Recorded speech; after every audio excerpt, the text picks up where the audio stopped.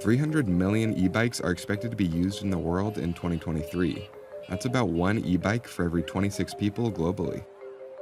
The level of ridership's almost doubled or more every year since 2015. And we see no slowing of that in the years forward as we look at fuel prices increasing and other challenges to transportation only getting worse. But despite the recent surge in popularity, they've actually been around since the late 1800s. The first e-bike patent in the US was for a product very similar to what you'd see today, a standard bicycle with a motor and a battery in the triangular frame. While it has been a fairly popular mode of transportation in Europe, the pandemic popularized it in the US. Being able to get around easily in cities without strangers breathing down your neck on public transportation suddenly became an attractive proposition. But one study found that more than 9 million people have sought out medical attention from an e-bike injury since 2000. Those injuries were also more likely to be more severe than a traditional bicycle and more likely to require hospitalization. There were 53 deaths from e-bikes in the US between 2017 and 2021, including pedestrians getting hit by e-bikes as well as rider accidents. Some think that that's because e-bikes are regulated as bikes instead of motorcycles. Under our jurisdiction, we regulate electric bikes that can achieve an unassisted speed of no more than 20 miles per hour with a motor that has no more than 1 horsepower. The key word there is unassisted. Some of these e-bikes can get up to 28 miles per hour if the cyclist is pedaling with the throttle on. E-bikes were significantly related with more serious injuries compared to traditional pedal-operated bicycles and even compared to e-scooters. While they are an efficient form of micromobility, are they safe to use in a country like the US where infrastructure is largely in favor of cars?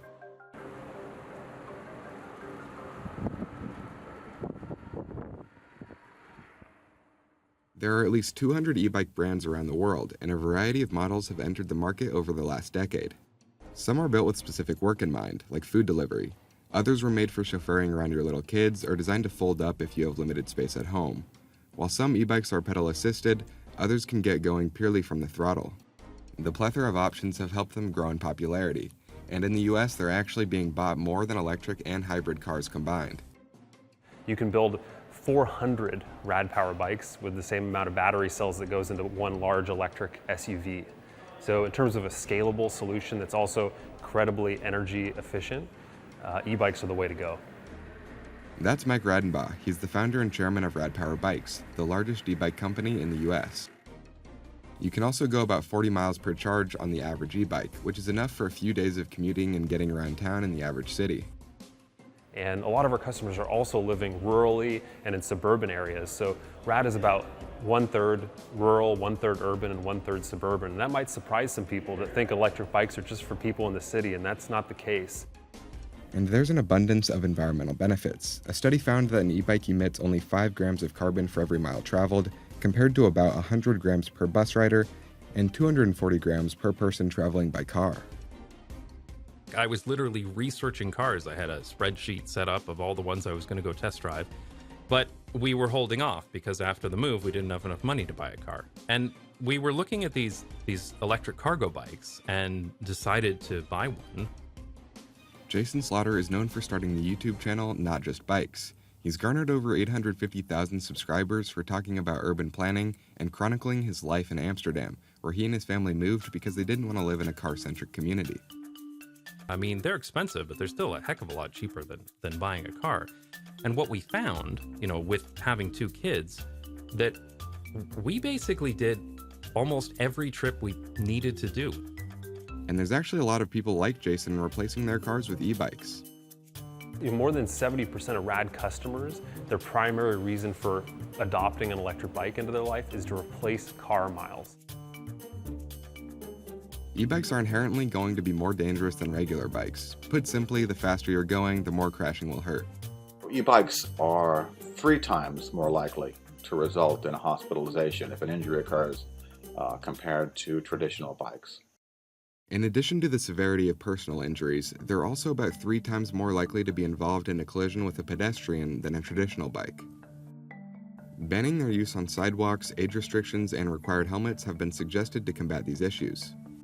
We do not, as the CPSC, regulate use, we regulate the product, And individual jurisdictions may, in fact, choose to impose requirements of that nature. But for the CPSC, we're looking at just the actual bike itself.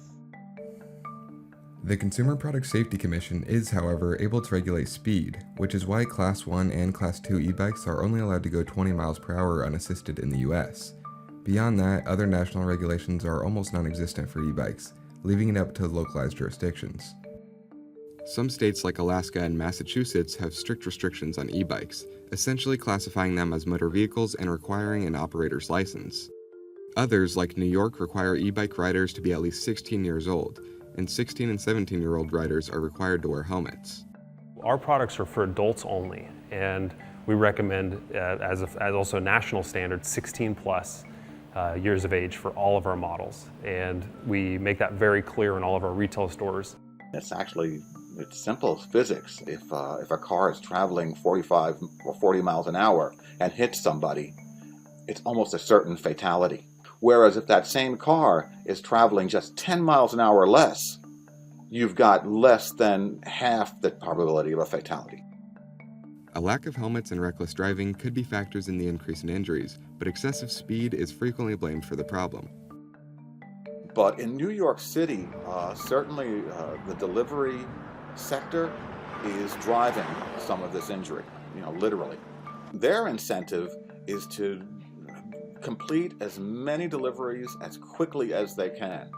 And that sometimes will sort of motivate them to perhaps drive in an unsafe manner. On top of the obvious dangers, there's also been a significant amount of e-bike batteries exploding. In New York City alone, the fire department has investigated over 170 e-bike related fires, which includes 6 fatalities. So we work with fire departments across the country to investigate those issues, and it's something that we have put a lot of resources into. Now, a lot of times it's hard to figure out after the fact what exactly happened. We also know that fires can result from aftermarket changes in the battery, or if consumers use batteries or chargers that are not recommended for that specific bike. Because a new battery is often over $500, third-party options are frequently utilized, which can more easily result in a fire or explosion. I find here in the Netherlands, e-bikes are a lot more heavily regulated, so that they're required to meet certain safety standards. So we don't have problems here with exploding batteries and stuff like that. Cyclists and e-bike riders alike argue that the real issue with safety doesn't have to do with e-bikes at all.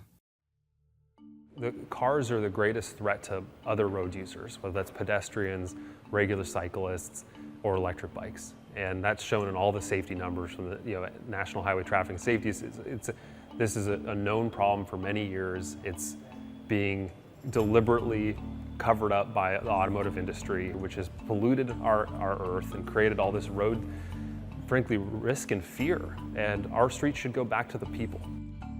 In countries like China and the Netherlands, infrastructure is often created to favor cyclists. When bikers aren't competing with cars, it immediately becomes much safer.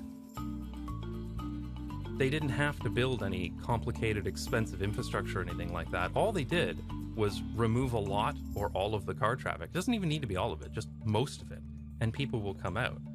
And I mean, that's exactly what we saw in the Netherlands in the 1970s and 1980s. In 2021, the Netherlands saw 80 e-bike fatalities for its nearly 5 million e-bikes, and 175 deaths for people in its 8.7 million cars. That's about 20% fewer fatal accidents per e-bike compared to cars.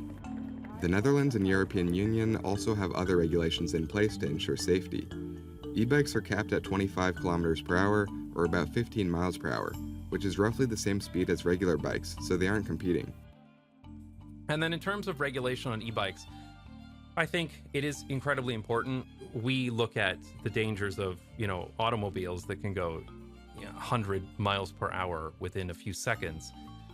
That barely registers with us. But when somebody's riding around on an e-bike going 30 miles an hour, suddenly everyone freaks out. So I honestly think that a lot of that danger is overblown. E-bikes going at a maximum of 25 kilometers an hour actually works out pretty well. And they're compatible with one another. As a society in the US, as a culture, preference cars. over other means of transportation. We've come up with this this almost paradoxical situation where it's safer to go in a 1-ton vehicle at 85 miles an hour in some parts of the country than it is to walk. It's also no secret that the US has very limited biking infrastructure like bike lanes in place. New York City is a relatively bikeable city in the US, but per square mile it has about 50% the amount of protected lanes as Amsterdam, meaning cyclists frequently have to contend with cars for space on the road. Because biking is so safe in the Netherlands and is prioritized as a means of transportation, e-bikes have become extremely popular. The big difference that you see here in the Netherlands compared to most other places, with very few exceptions, is that everybody cycles here. Everybody, from 6-year-olds to 90-year-olds. Using an e-bike in the US isn't entirely unsafe, but it does come with a fair share of risk factors. To mitigate these factors so that riding an e-bike here looks more like it does in the Netherlands, a concerted effort between bike manufacturers, local jurisdictions, and the CPSC is needed.